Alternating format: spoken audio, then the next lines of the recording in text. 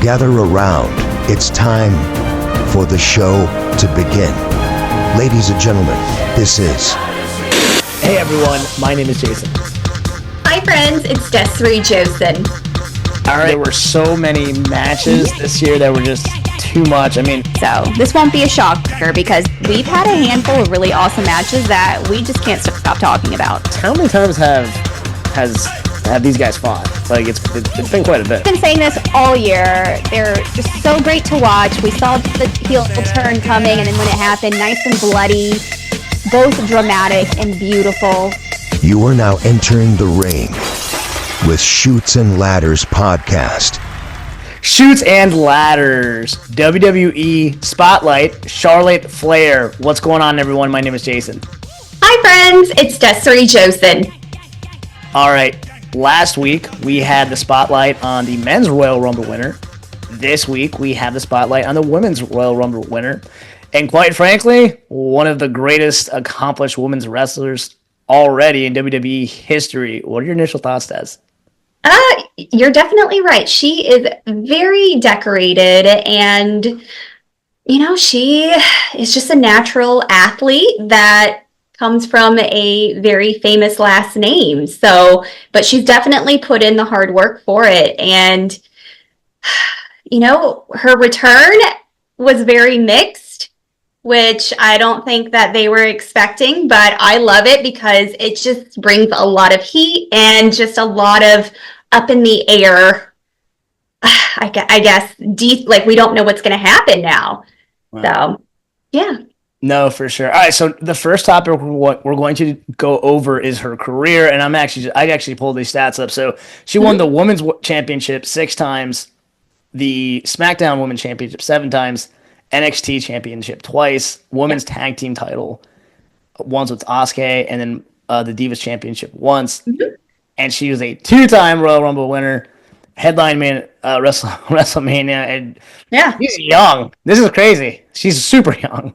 She's only a year older than me, and to think that she's definitely going to be a future Hall of Famer, no doubt. I mean, a 14-time women's world champ. She's, the Triple Crown champ and a Grand Slam, and she's still going, and she's not even 40 yet. I think that's pretty awesome, and people love to hate her. I am one of them. I will proudly say I am not a big Charlotte Flair fan.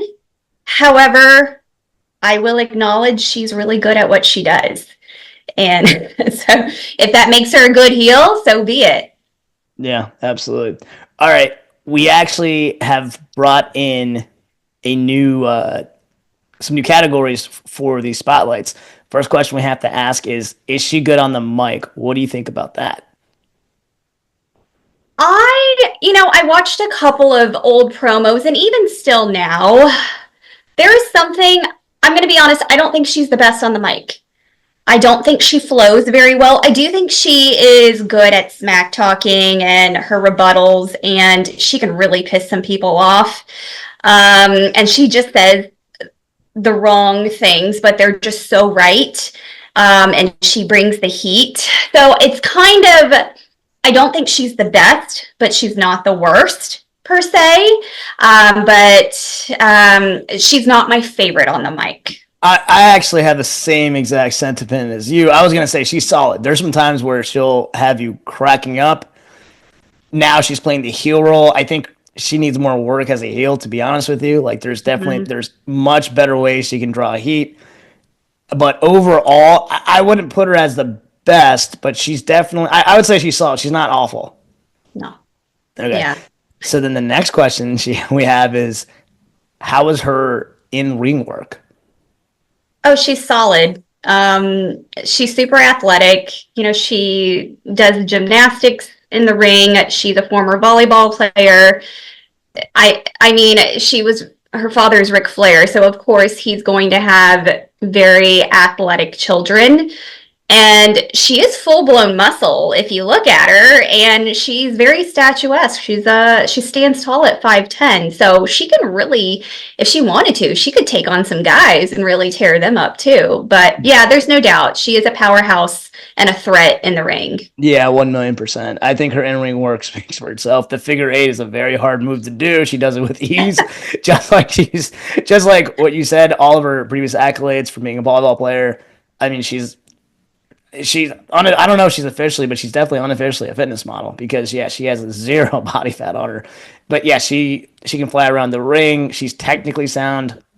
What you kind of alluded to as far as Ric Flair being her trainer, that speaks volumes, and it definitely reflects her actual in the ring work. So I'm 100% with you on that. And the third question we have is, does she have the it factor?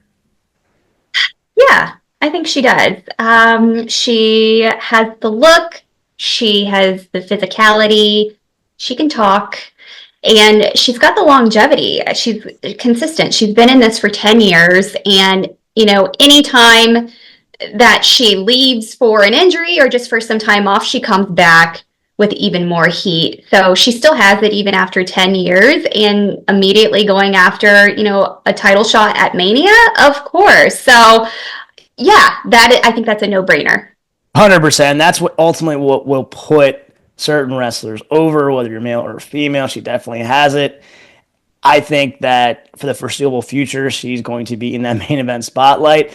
And anytime that she comes out, whether it's a heel or a face, she always draws a reaction, no matter what. So even if she's been out of the game for a little bit, she comes back, she's obviously going to get that pop, and that's a huge, huge contributing factor of the it factor. 100%. And, okay, I got another, this is sort of a surprise question, but did nepotism put Charlotte Flair over? Yeah. I'm going to be really honest. It doesn't hurt to have a name, and especially when your daddy is the Nature Boy with such a reputation.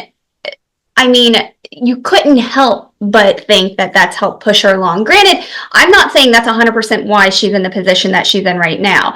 I think it gave her a push to get into the Performance Center, to be in NXT and get her name out, and I think that's what got her. And I feel like sometimes walking out with your dad, playing a very similar entrance music, coming out in a robe, I get it. And if you can play up to it, but also back it up, personally, and you've earned it, why not? So I really think it's helped push her and catapult her career. Yeah, so I actually I had the same kind of sentiment, but my answer is a little slightly different. So my answer is kind of. Kind of, because, listen, it's impossible to have the same last name and to be Ric Flair's daughter and not have that affect your career. On the flip side, the work speaks for itself, right? There have been plenty of other relatives that really haven't lived up to the same type of hype as some of their predecessors, but this is a lot different. She's already established. She's going to be in the Hall of Fame. She'll probably have another 5 to 6, maybe more title runs in her future, and she's going to continue to headline Mania. So, I mean, granted, you're stepping into a big shadow, but I think she's kind of done admirably in that aspect. Agreed. I think it helped her get her foot in the door, but she busted through the wall herself. So that's the best way to actually phrase that. Mm-hmm. All right, and the last topic is WrestleMania. I think this is going to be a fun match, and I think this is a match a lot of people want to see. Now that she selected Tiffany, I think that was the best option just because Rhea already happened. But how I hope it will end is Tiffany will retain.